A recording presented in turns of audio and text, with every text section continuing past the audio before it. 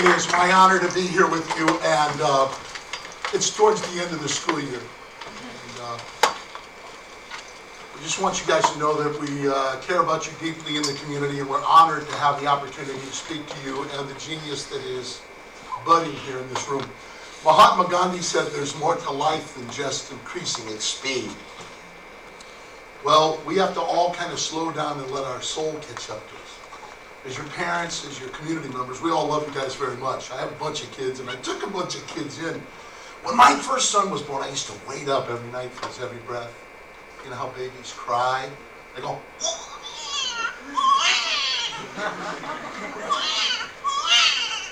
then you hear that one go, my wife would go, get him! He's choking! And I'm like, whoa. The baby's going, ha ha ha, take me to my mother, Chubby. The more kids I had, the less afraid I got, because check this line out. Remember it forever. Fear is the little dark room where negatives are developed. That'll hit you later. That first kid, you're always scared. Don't eat that. Second kid, don't eat that. Icky. Third kid, tastes good. Fourth kid, go ahead, eat it. Did I get any better at being a dad? No, I just realized blessed are the flexible, for they shall not get bent out of shape. We learned, because all kids go through, you did, we did, early childhood development. Like when you're 5, what's the difference between a 5-year-old and a small puppy? After a while, the puppy stops whining.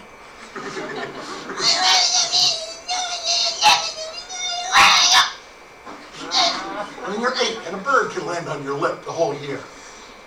You're not the boss of me. And then you're in middle school, like, whatever. Talk to the palm, you're not about to lose your loner, wanna be whatever, no duh, shut up, I don't think so. Don't even have Snapchat, shut up. You have technology attachment disorder, shut up. You look up from your screen every once in a while, shut up. Then you're in high school, you say genius things like, I'm tired of everybody telling me what to do. I'm gonna join the Marine Corps. Oh yeah, nobody will tell you what to do there. Would you like breakfast in bed, Private? I like high school girls on the phone. I couldn't believe it. She was like texting. I just want to slap her. And high school boys on the phone. Tight. Oh, sick. Hey. Who is this? We love you guys. And you know, when I first started to do work with kids, I was a probation officer working with hardcore, tough kids. And I would go to prisons and jails afterwards. And I would see that I had to go back because I was meeting so many young people who needed laughter and joy, play, fun in prison. And in prison, in their own prison, because of their learning difference. I work with kids who have learning differences, and I'm sure there are many in the room who are absolutely genius at technology and have a hard time with people because of the learning difference and the judgment that goes with it, and the teasing and the sneering and the bullying and the shame and the humiliation.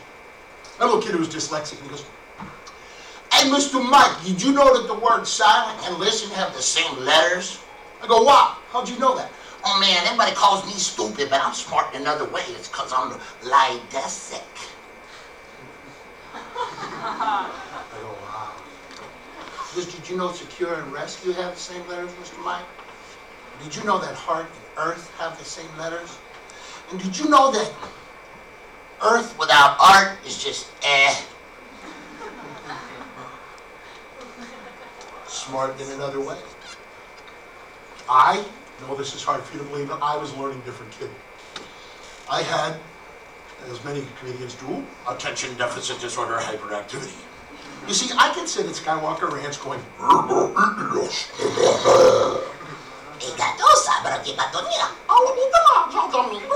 fear is the path to the dark side.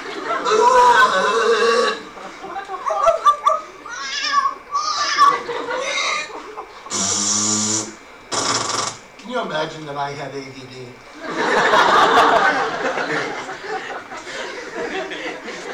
So,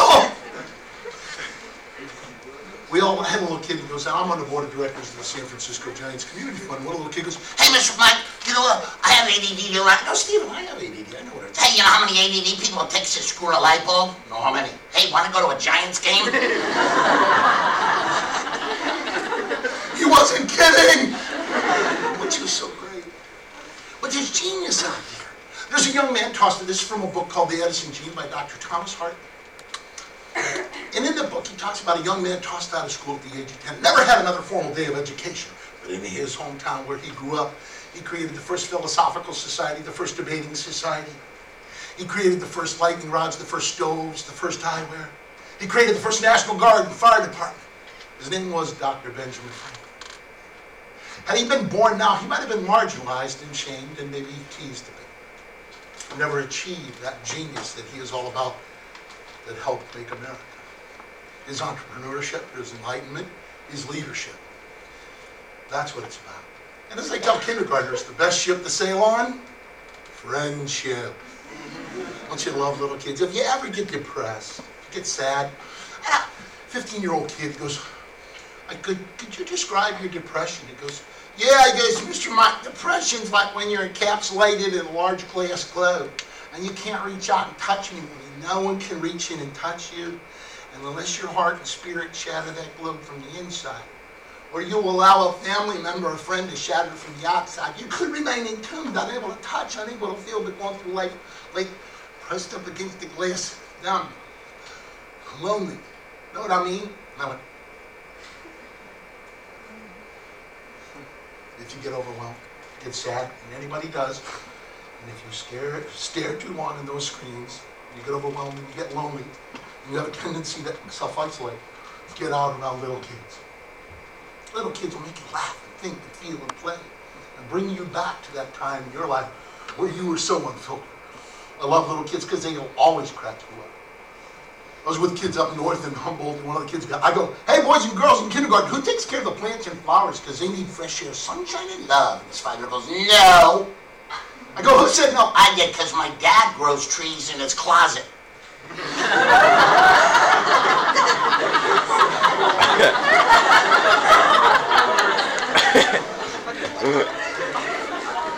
Oh! It's okay, you're there. Don't worry about arriving late. It's all right. So,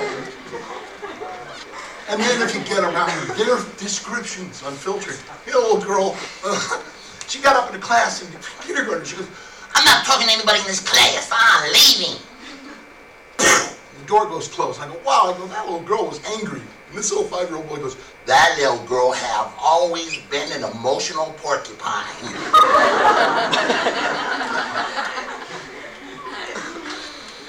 But then in a heartbeat,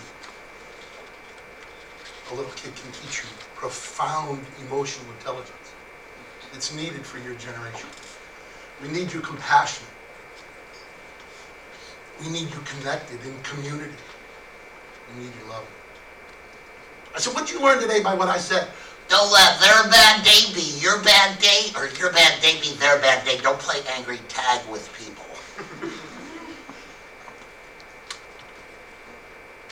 Too much angry tag in that cyberbullying, guys. Come on. We got to ice each other. Intervene, confront, enlighten. Watch your words. Use your words as shields and not as swords. As shields to defend and not as swords to wound. Watch your words. Guard them well. I had another little 5-year-old. I go, what did you learn today? Don't let your sad turn to mad, because then it all gets bad. Wisdom to teach us. I love how we can learn if we slow our day down and let our soul catch up to us. I saw a bumper sticker the other day. It said, I'm not in your hurry. Some of you aren't laughing hard enough at that, kids. You're all pressured to get there, to arrive, to be. I am driven, but I am the driver. I have a question for you. Where are we headed? Let's watch our tempers. Watch how we talk to each other. What people think of me is none of my business. Who cares? They don't know my heart. They don't know my journey. A great poet named E. Cummings said, to be yourself in a whole world full of people trying desperately to make you be exactly like them is to fight the greatest battle that ever was or ever will be.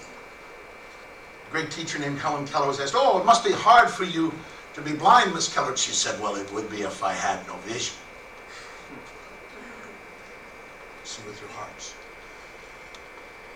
Toffler said, if we have high tech, we must have high touch. We need you not just connected to your screen and that library that travels with you on the iPhone. We need you in your hearts to be connected. Why? The little boy you're picking on or teasing or let get picked on or teased is someday going to be the paramedic that comes over to your house later on in life and lifts your baby son up out of the bathtub, gives him mouth-to-mouth resuscitation, saves his life. And the little girl that you've laughed at in second grade because she can't read real well and she's dyslexic and working on a second language will be the nurse that sits up all night long with your mom in the hospital taking care of her after a car accident and loving her like you were there. The boy, you don't know why you do it. You just have to. You call him crybaby, sissy, homo, faggot. You tease him incessantly. He has to put his earphones in. He doesn't want to come to school. Someday he will be the emergency room physician who saves a member of your family. And you will remember who it was. And that you could have stood up for him. You should have. Dr. Martin Luther King said it's not our enemies that hurt us the most. It's our best friends that stand idly by in silent witness when we're abused and say nothing to defend us that hurt us the most. Cesar Chavez says there's two forces in the world. The force that pushes people down or the force that lifts people up. Choose. Think with your hearts. There's a girl that goes to school with this and she's got a mom at home with breast cancer. She's the mom at her home taking care of brothers and sisters. When she comes to school, she's isolated. Nobody talks to her. Nobody knows that much about her. She kind of self-isolates, but she needs a friend. And we should have no one sit alone. No one left behind. No one be forgotten. That's what Summit's about. That's what your hearts are about. Set down the computer. Go where your heart tells you to go. To be with another person. To lift them up. To inspire them. To breathe some compassion into their heart and their spirit and their character. To encourage them to go on. That's how we roll. That's how you have to roll. That's what life is all about. We did a study on happiness. We found out one thing makes a person happiest throughout their whole life. The word is compassion. Loving and caring about others. Taking care of each other. Looking out for each other. Caring about other people's hearts. Remember to laugh, have fun, enjoy your lives. I like to be on elevators with serious people. I like to get on and go, hello. And I press 5, 4, and 3. I get off at 5 and I run down the stairway past 4. And I get back on the same elevator and I go, have you seen my twin brother?